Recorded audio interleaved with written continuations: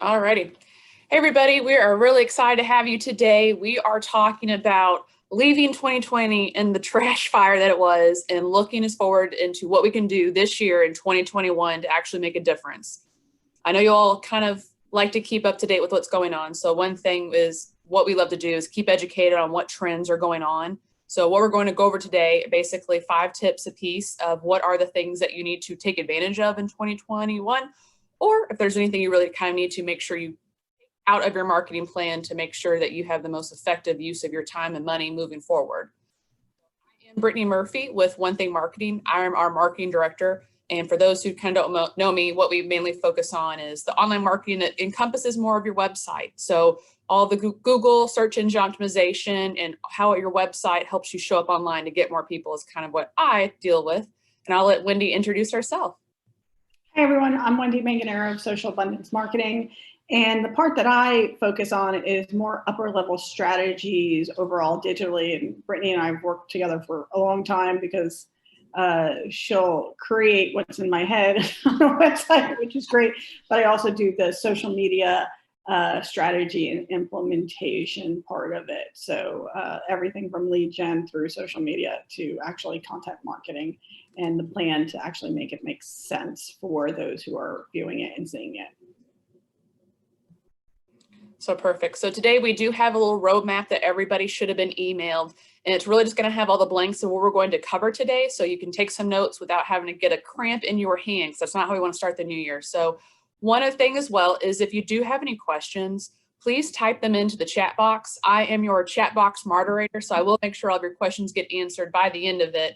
But we will be leaving all of our contact information at the end, and we also will be offering each of us a 30-minute free strategy session. So if you have any questions custom to your own business, we're offering this at the end to have an individual one-on-one with each of us for free 30 minutes. So you get a full hour of marketing guru support if you're ready to kind of take on the task of it.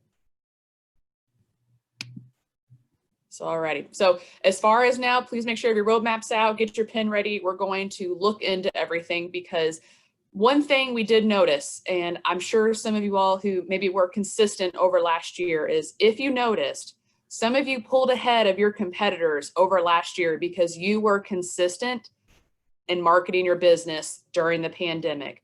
Doesn't mean we were being salesy, but all of us had a consistent either on social media or on Google, on our website. We were doing something consistent with that.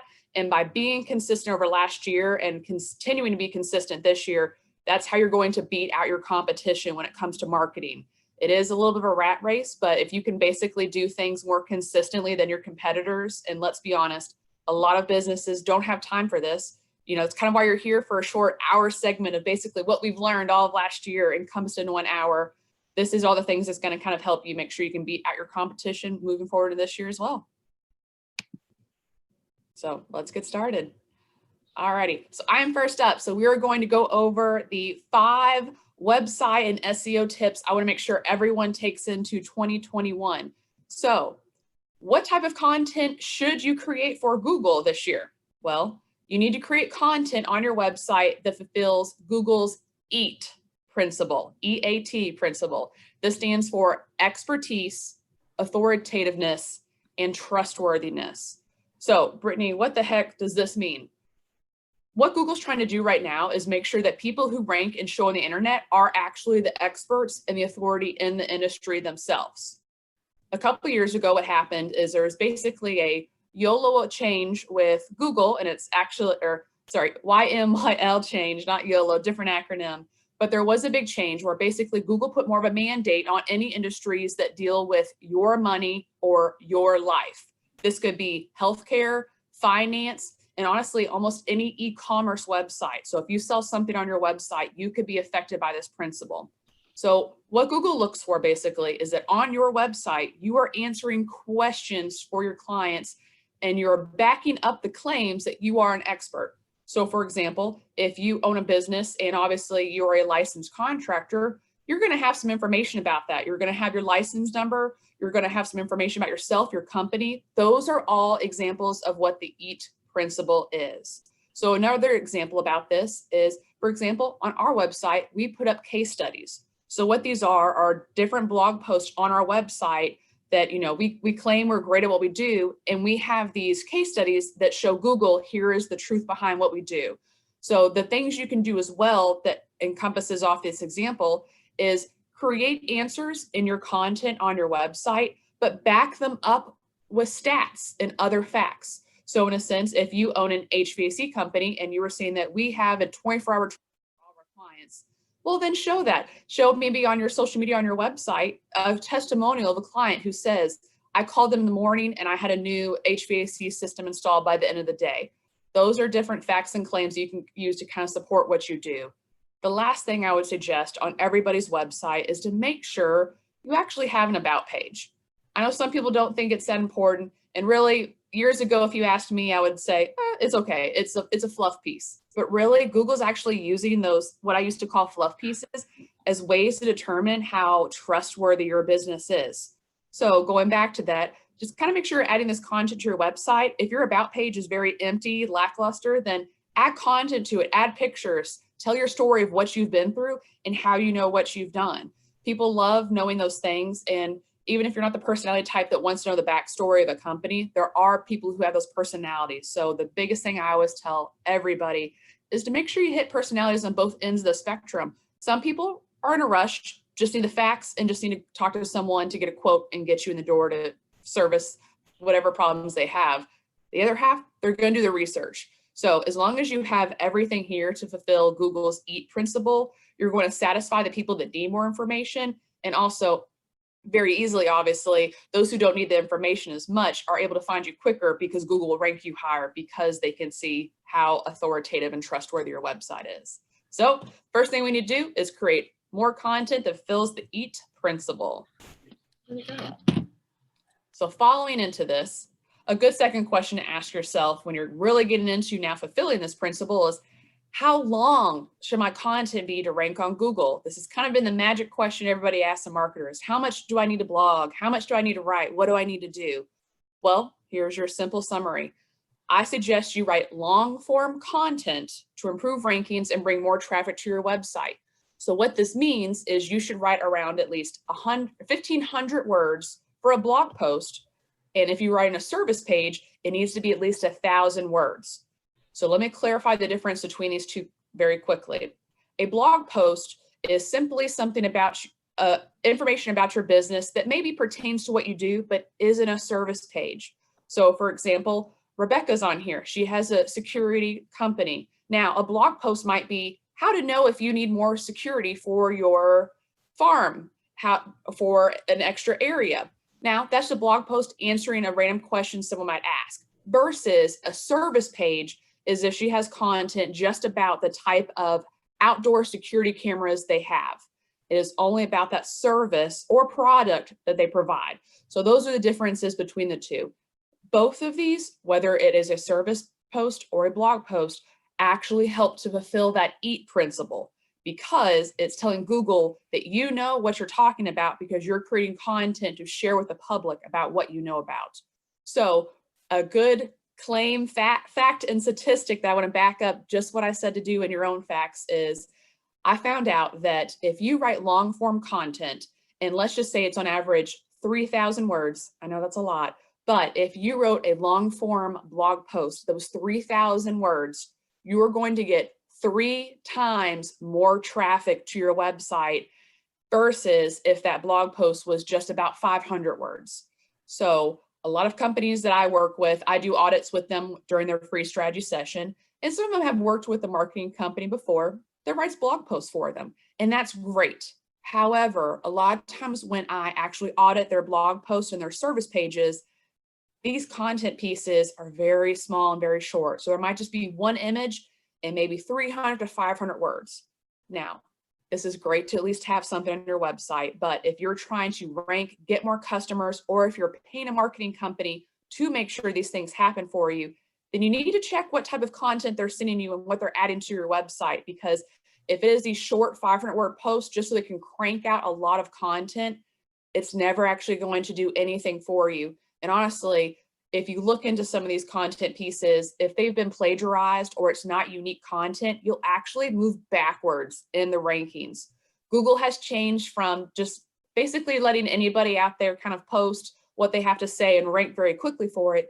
Now they're really auditing all this information that's out there, and they're ranking who ranks first based on how trustworthy, how authoritative, and how expert-like you seem when you write all these things. So obviously, the more content you can provide about a subject, the more Google is going to see you as an expert in this field, because you have a lot to talk about it, and it looks like you have a lot of facts to back this up as well.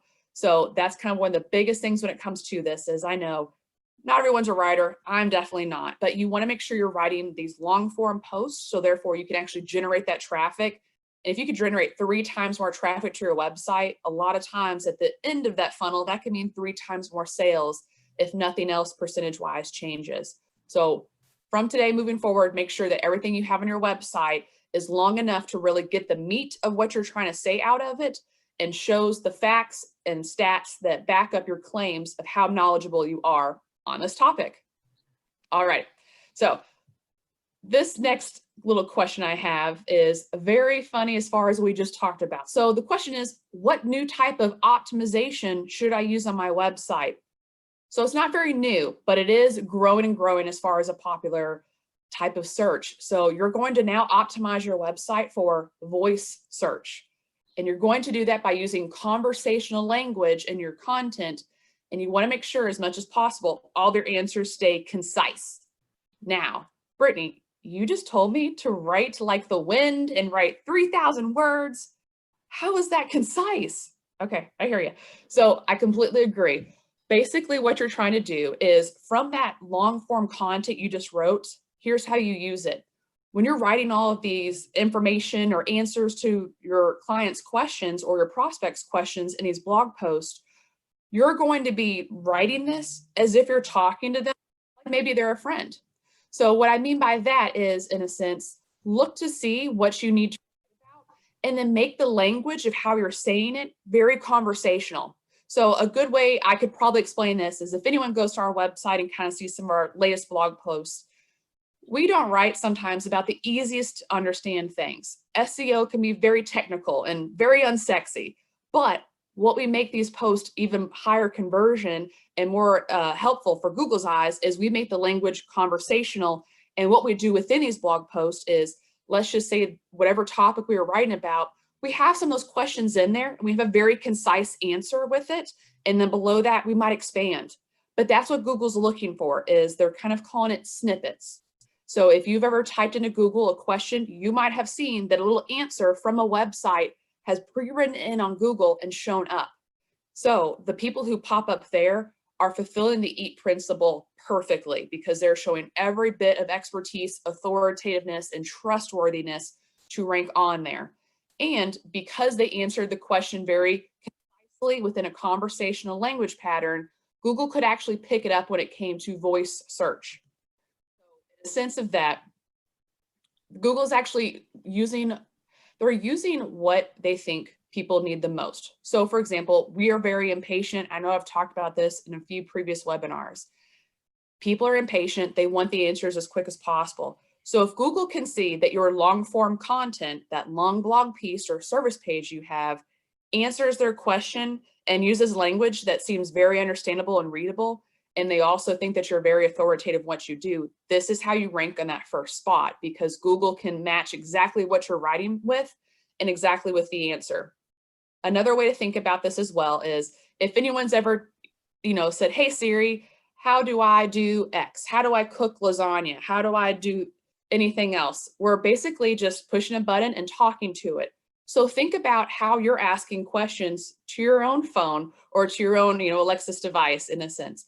So when you're asking that question, the way you ask that question is also how Google is going to look through content online to rank it.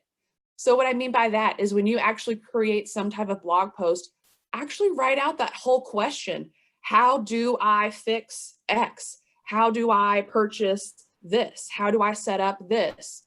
Any type of questions that your prospects are calling you when they call your company, what they're asking you, those are questions they most likely have also talked into their phone or typed straight into Google. They're using those full form of the questions. So don't be shy to use it, because that way as well, it encompasses conversational language. And it also matches this AI new robot technology we have that will take over everything eventually, to helping us get the answers very, very quickly. So again, make it as if you're talking normally to a person and get to that point as quickly as possible, and then expand on it and add facts afterwards to make sure that everyone understands what you're trying to accomplish with it. Okay, so now we know a little bit more what to write. The kind of question we're going to ask next is, what type of search is important if people aren't leaving their homes, or even if they are? So this is kind of a big thing we noticed from 2020 is a lot of businesses were not sure what to do because the clientele was locked in one area. They're not getting any type of exposure via their billboards or their front end signs for their companies. So the biggest thing you want to do moving forward, even if people are not leaving their homes, let's just say if the world did go back down, things slow down again, there's still stuff you need to do. So even if they're not leaving their homes, focus on your local search listings. You show up in that map area more if your website is optimized. So just to backtrack really quickly, your local search listings are your Google My Business, or as I'll probably abbreviate periodically, your GMB profile page. So that Google My Business page is a local search listing. And what that is it's somewhere that lists your website address, your phone number, your actual address, your reviews, and lots more information about your business that is very pertinent to everybody right now. That number one, I would say still as far as pertinent, especially to me, because all of us have, we value our time differently, but none of us want to waste it. It's your hours. Now, you might not think your business hours are that important, but they really are. Even if things are opening back up, make sure you are optimizing your Google My Business listing. One way to do that is to make sure it's up to date as soon as possible. The other half of this is, though, you can't just make your Google My Business profile rank on its own. It actually is linked to a few other things within Google's network. The biggest one being is your actual website. So how well your website does on Google actually plays a role in where your listing shows up in the map section of Google. And so I'm sure we're all familiar with that little box that has the map listing with 3 businesses, or maybe 4 if there's an ad, where you can easily push a phone call or go to their website. They're ranking there because also most likely their website alone is also ranking on the first page, which does come in play, and obviously a very crucial role. They field together as much as possible. So as much as you want to make sure that you rank locally for your listing, you want to make sure your website is doing very well on its own. To make your website do well, use those first 3 tips that I just went over as far as making sure you're creating good content and authoritative content on your website as much as possible. So a few things within that as well. You want to make sure your listing is up to date and filled out 100%. And I mean, that's your description, your pictures, hours, service area, attributes, categories. There's a million things you can optimize on it. And you want to make sure you fill everything out as full as possible, because think of it like your taxes. If you might miss a column, they're not going to pay you. So you want to make sure it's filled out as accurately as possible to get the maximum return on investment from your Google My Business profile page. So my last tip of the day really goes on one of the questions that I get from everybody, and one thing I will harp on everybody for probably until I die is, how many Google reviews do I need to get a week, Brittany? I've heard you tell me day after day after week after month, I need to get Google reviews. I know. I'm sorry I'm that way, but I'm just trying to help you. So the biggest thing I tell everybody when it comes down to it is try to get at minimum 1 new Google review a week. For some businesses, if you're more B2B, I would change this to 1 review a month, because we're obviously not cycling through clients as much as a B2C business would be. But majority of us are dealing with clients that are residential versus more of a commercial nature within that. So what we tell you to do is try to get that review at least once a week, and then respond to that review within 48 hours maximum. Now, this does a few things for you. 1, getting more reviews and responding to those reviews shows Google you're engaged. You're actually active with this profile. You're trying to grow it. You're trying to make it better. And trust me, Google will reward you for that. Secondly, none of us love going to leave a review. We all get asked. We kind of know it's not the quickest and easiest thing to do all the time. So knowing that it's not always the quickest and easiest thing to do when we're asked to do it, then remember that for your clients, whether they're ecstatically happy or not, they took time out of their day to do this, whether it was a minute or an hour because they couldn't figure out how to log in to do it. Value their time as well. So when you respond, you're saying thank you. And what that does is it helps just create more of that customer relationship and bond. So obviously each of us needs to have throughout our sales cycle touch points with our clients to make sure their experience is as good as possible. But this last thing that you've asked them for was a review is the last touch point you have for a bit until you follow up. So make sure you leave the best taste in their mouth by telling them thank you, you appreciate it.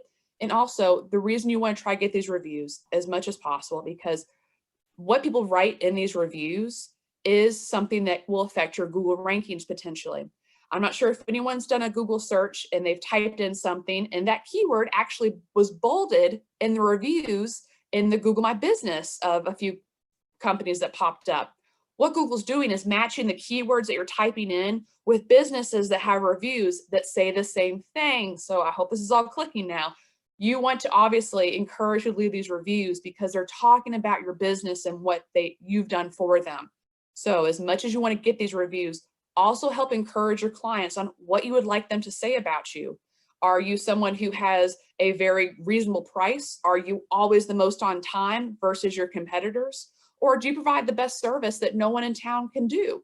Whatever the thing you're trying to convey to all of your clients and why they should choose you versus your competitors, ask those clients who've actually used you and experienced that positive effect, leave that review on Google so you can get the benefits of it when it comes down to those things. You can really use all of these for as much repurposing as much as possible.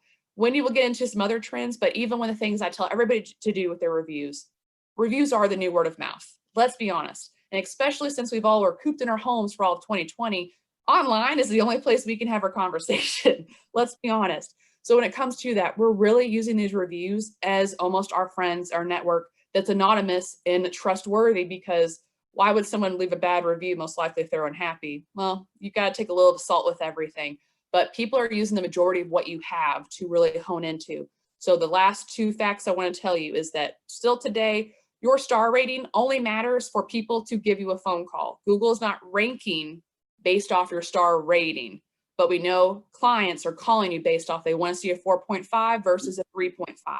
So you do want to make sure you get good reviews. But the second fact is it's how many reviews you have is what Google's seen as an engagement factor. It sees you're active and you obviously are doing business because you have reviews coming in for this.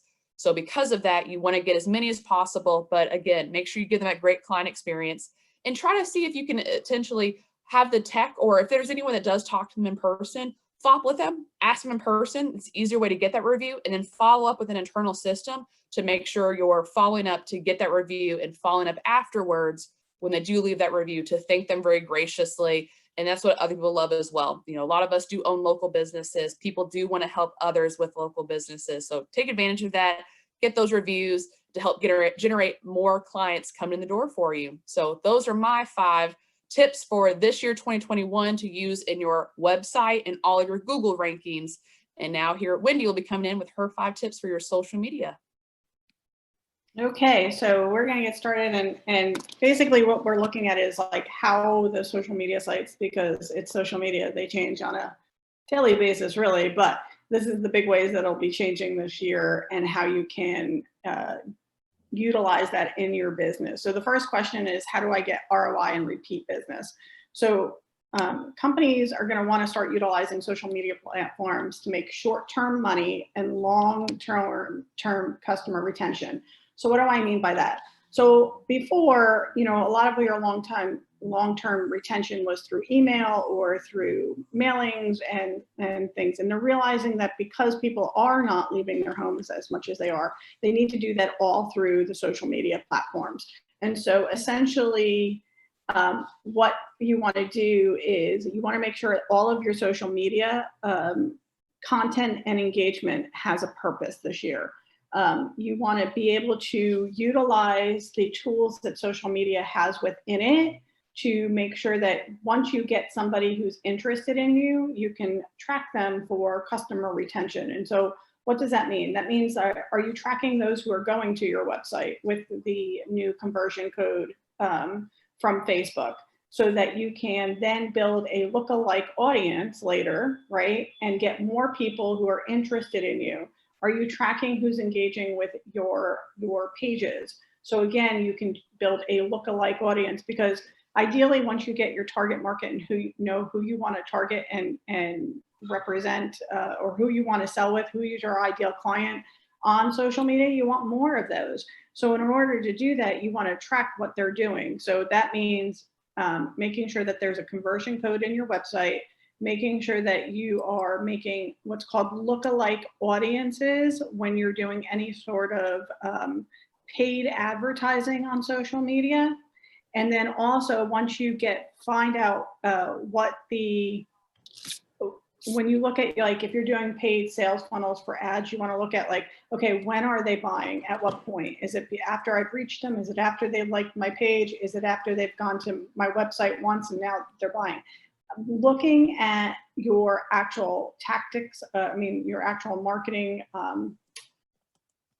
statistics is going to make a big difference, because you want to be able to not just have the short term, they bought from me once and never again. The other thing that you really are going to want to utilize this year is private messaging like never before. So private messaging, and although the greatest thing is to get them on your email, I will always say this, there is no doubt, and only because you own that and you own your website, I'm a big advocate for owning those two things. But what you want to do is make sure that whatever you're doing, if you can get somebody either on a private message in a Facebook page, a private message on LinkedIn, a real DM on Twitter, you want to do that, because it's for all of the platforms. Once somebody allows you to and speaks to you on any of those platforms, it's as good as getting their email address. So that is, you want to take your online conversations, get them offline, off the public page, and get them into private conversations, and you're going to have better long-term retention, because as you have a sale, as you have something come up like a workshop, you can go back and have a conversation with them and invite them. Okay, so what if I don't have a website yet, or don't want to spend the money on an e-commerce site? So after the debacle I lovingly call 2020, where the word pivot made a comeback, Facebook realized it had to march on, and it's all about e-commerce. So if you go to your Facebook, if you have a business page, you'll see more and more notifications to start a shop on your Facebook page. What has happened is and I want to be very clear, do not have your website go away. And if you need to have a website, you should have one. But what I'm saying is that e-commerce is going to take top priority. So if you want to be able to have a website but not sell on your website, because that's a whole different platform behind your website, you can do all of your selling on Facebook, because they're trying to keep people within the site, which is good, because if you wanted to, you can, on your website, like Brittany knows this, you can add a tab and it sends it to your e-commerce. It is actually a cost-effective way to have an e-commerce site without paying the extra to have it on your website. So you can go and you can click on the tab and it brings you to your storefront in Facebook. So there's Marketplace on Facebook, which I know that you all know, because that's when people sell things, but there's this new shop feature. And this is where they're highlighting, if you look on your phones, if you're on an iPhone, you'll see a new shop tab. And that shop tabs is all the pages that you like that have e-commerce sites on Facebook. And this is where we're talking about short-term sales versus long-term customer retention, because you want to make sure that once people buy from your Facebook e-commerce site, that you're going back and you're following up with private messages, with more content that works for them, and really becoming noticeable. So it is like e-commerce is going to be one of the big things, because they're realizing that small businesses need a place to sell on Facebook this year. All right, so my content is not working. I write and engagement is not what it's supposed to be. So how can I change that? So before I say the answer to this is no different from the beginning, but more than ever, it is crucial you pay attention to this. We need to listen before we write. So a lot of companies will set their content calendar for the year based on the sales they're doing, which is fantastic. And I teach that. So it's not like you should take that away totally. But what happens is they don't change based on what they're reading and what they're finding out by listening first. So they'll push a sale or an idea, and a good example of this is like there's pages, and I encourage you to go look at these pages, but if you find them, is that they'll do sale after sale after sale after sale with link after link after link, right? And they've done no way of actually engaging. So two things happen when you do that. One, you have people who only will look at you if you have a sale. That may not be your target market. If that is not your target market, stop doing that. Just stop. Two, you're not giving them any reason to engage or listen to what they're saying. So they'll say, I just talked to somebody not too long ago. They're like, I don't understand why I have no customer retention. It's because all they do is sell. There's no value added. They haven't looked at their target market and say, what do you need from us? How do you want us to present that information prior to actually writing? So there's different listening tools that you can get. Social Searcher is a free one. You can put your hashtags in there and see and read the conversation around those hashtags, so that when you come up with content for your social media, you're actually answering the questions that you're seeing coming up. They give you like 23 searches a month, I think. So Social Searcher is a good one that's free. But I encourage you to utilize tools and go search through hashtags that you utilize and see what people are talking about.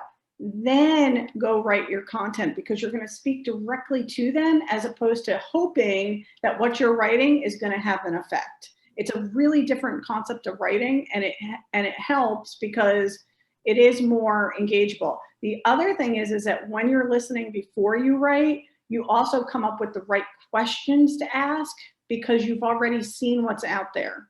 And if you see this question coming up over and over again, go ask your fans that question. Go ask on LinkedIn what that question is, so that you get an idea of where your target market is coming from. They're more likely to answer things that are already in part of the conversation, because they want to be able to have you be a part of it.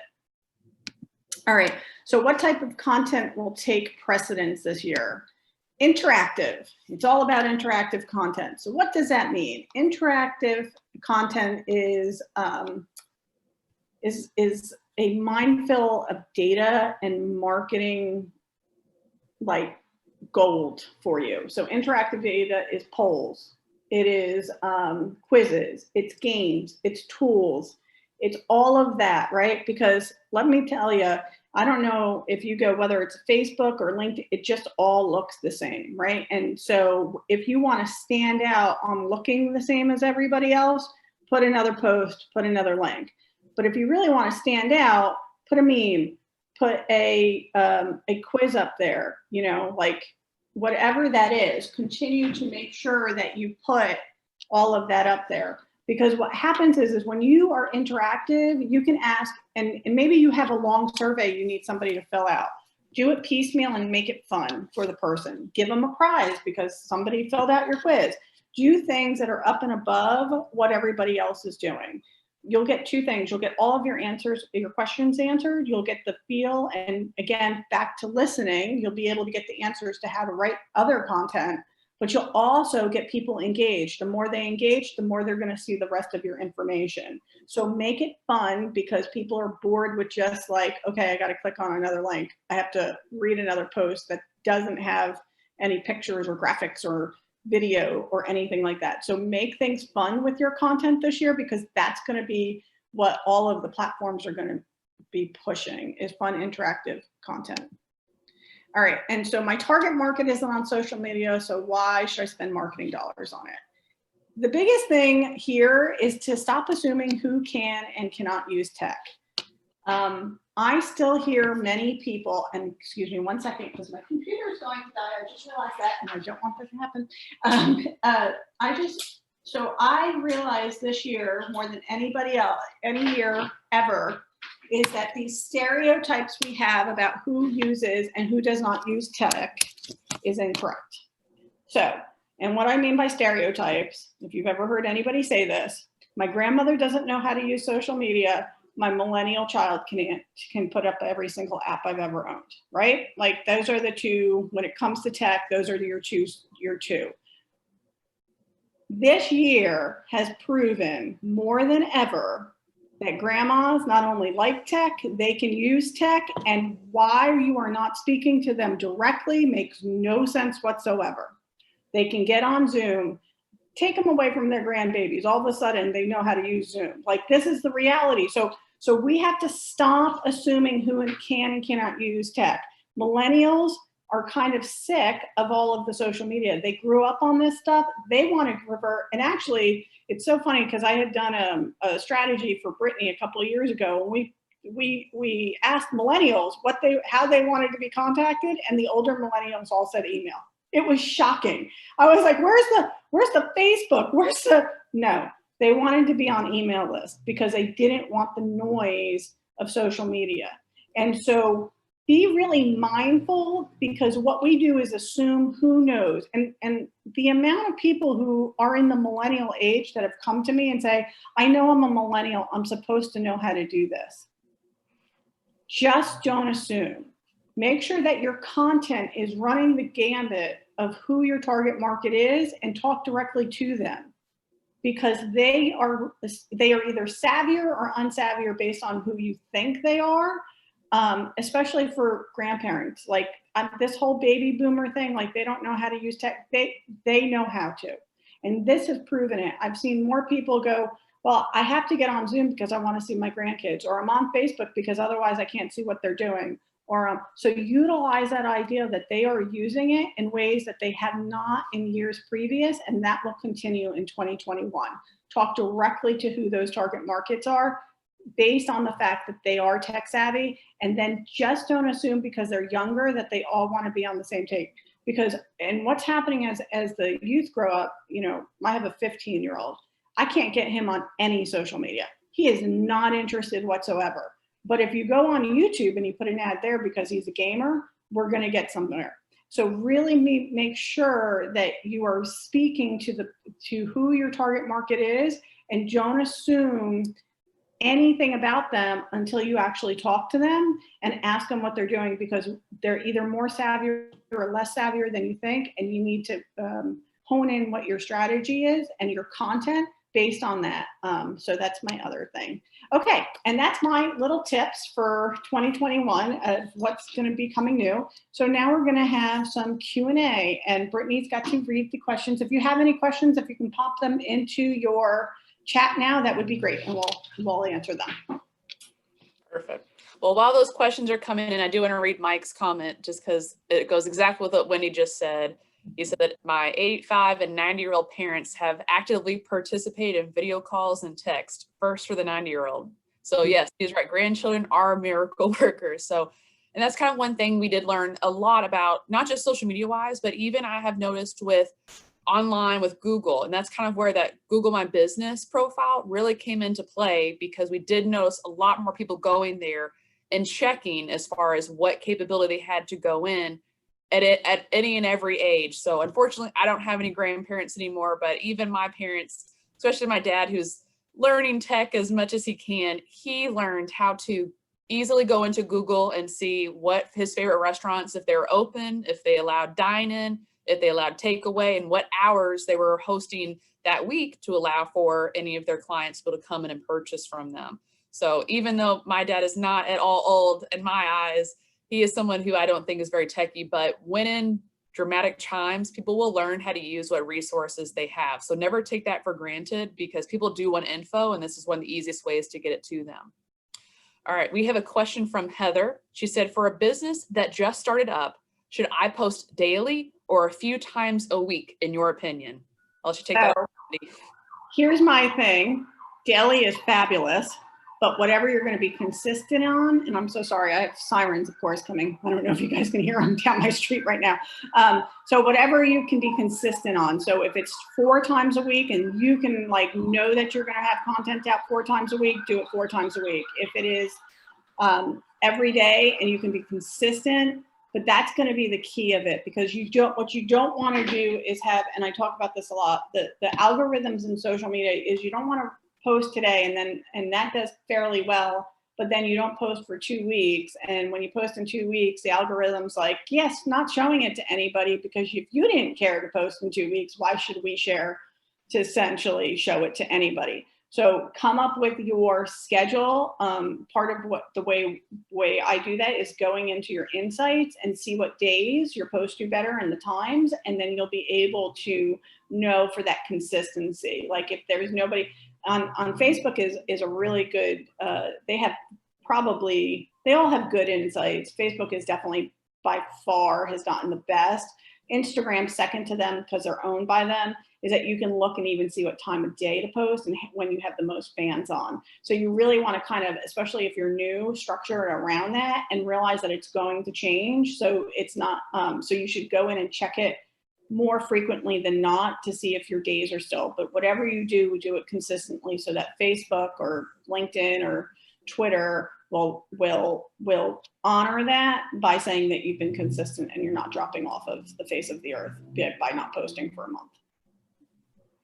And great question, Heather. One thing, just because I know that Heather is in the pet industry, I would vote for as many times as possible, because I could use dog pictures every day to fill up my feed. So if you would like to go down that metric, you might get some millennials back as well, because all I want to see is pictures of dogs.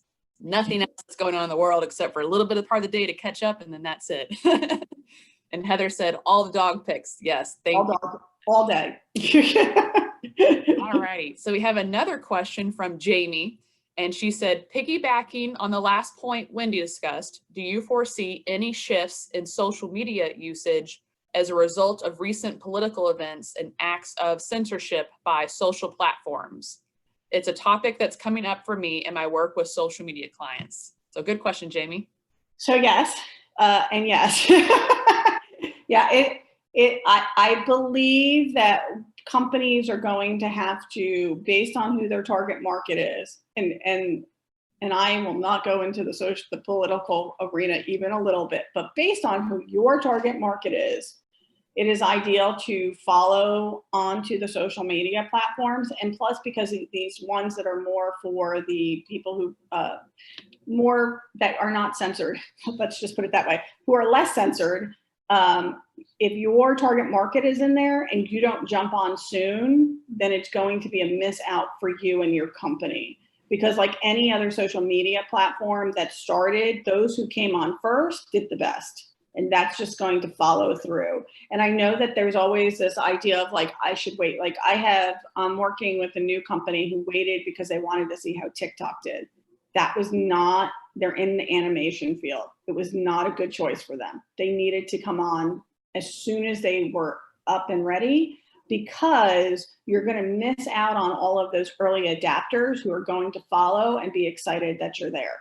So it's leave out the political thing. It really is based on where your target market is and where they're going. I don't think that you're going to ever lose the big three. I think you're very safe on the big three still. I don't think they're going, because they're set pretty much. But it really depends on where your target market is, and depending on depend too is like where they are in the country, what their ages are, and what their political backgrounds are. You really have to look into that. And if you are not sure, this is always my answer to this. If you are not sure, you say nothing about the politics and you just stay to where your target market is, because that's going to be the safest thing. Because I truly believe that a lot of smaller businesses can't always take the hit from if they make a public statement. That's just my personal views on that, but I would absolutely be an early adapter if some of your target market is going over. Jamie said, thank you. She agrees. And that kind of was a follow-up question I had for you, Wendy, just for anyone who wasn't aware of what we talked about in a previous webinar. But when when something does happen, a new event, political or anything otherwise, what should, as maybe a local business, what should we do about that? Anything? I just kind of wanted you to expand a little bit more on that, because we talked a lot about it in 2020, but I kind of want everybody to know moving forward in this year as well. It's probably the similar premise as what Wendy told us last time. Yeah, and so similarly, I will say this: if you have not been a company who has done that, there are companies that start as small, and that is their voice. Their voice is to be politically active. Their voice is to be they're part of their vision to help other, whatever it is, and but if you are suddenly involved, this is what suddenly involved, you have an opinion, this is not the time to say it. I know that sounds crazy and things may be upsetting either way, it doesn't matter. But if you are suddenly, because people see through that, your fans will see through that. And you don't want to be I call it the bandwagoner. You don't want to be a bandwagoner because you feel like there's this target market that's going to come up on you, because you can just as much damage. And because you may have people who are currently working with you on both sides of the purview, you don't want to isolate and offend half of your clientele because you do not know. And you wouldn't know if this hasn't been something that you've done from the start. It's a very different, when your brand starts, this is who they stand for. It's always been written in, as opposed to your brand is now getting in the middle of this. Now, I just helped a company, and Brittany works with them too. And they ask me these questions all the time. Should we say anything? And I let them know what could be put on their personal pages and what should be on their business pages. And even for them, they work in the healthcare field, and they just asked me if they should even put their COVID vaccinations on. And I said, well, it's up to you on your personal page, but because you're in the healthcare field, you have to put it on your business page. It's a different segment of conversation versus the political, which can be so polarizing on either way if you're not already part of that conversation. Thank you for that answer. I know, try and make it a quick question, but it never is quick and easy like that. Do we have any other questions? I'll give a few minutes if anybody would like to add some in there.